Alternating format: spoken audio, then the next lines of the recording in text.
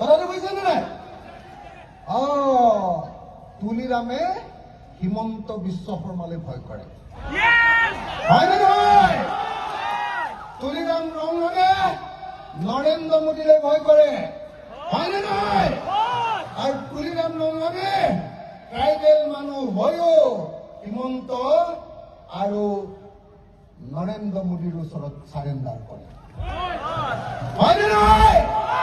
আৰু কোনো চাৰেণ্ডাৰ কৰা মানুহে কেতিয়াও অধিকাৰ কাঢ়ি আনিব নোৱাৰে। কথাটো বুজিছেনে নাই?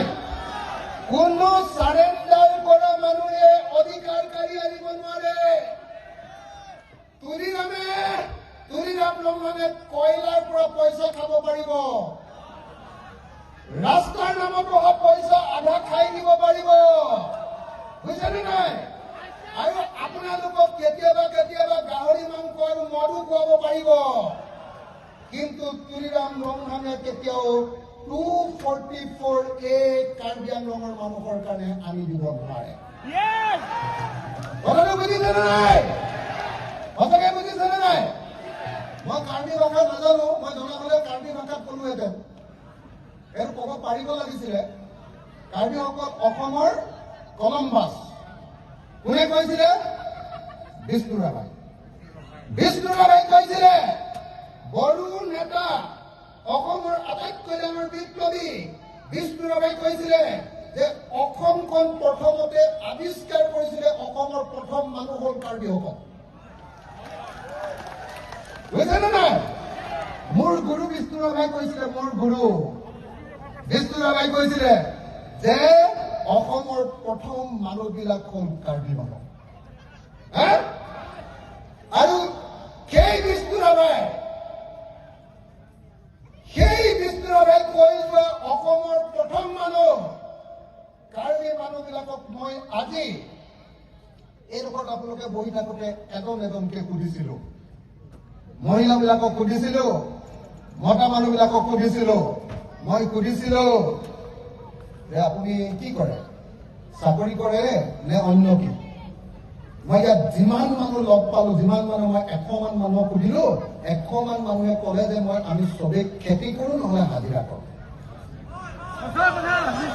হয়নে? খেতি কৰো নহলে হাজিৰা কৰো, হয়নে? তাৰপিছত মই সুধিলো যে আপোনালোকৰ ঘৰবিলাক পকা নে কেঁচা? মোক এজন মানুহে মাত্ৰ ক'লে যে আমাৰ ঘৰটো পকা। বাকী মই 100 জনৰ ভিতৰত এজন মানুহে পকা বুলি ক'লে, মোক 99 জনে ক'লে যে আমাৰ চবৰে ঘৰ কেঁচা।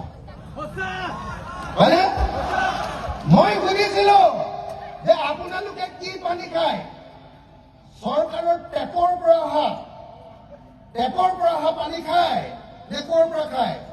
কৈছে মই পাহাৰৰ পৰা অহা পানী খাওঁ, জুৰিৰ পৰা। কৈছিলে যে আমি কুঁৱাৰ পানী খাওঁ আৰু দমকলৰ পানী খাওঁ, টিপৱেল বুলি কৈছিলো মই। টিপৱেলৰ পৰা খাওঁ এনেকে কৈ আছিলে মোক, হয়নে?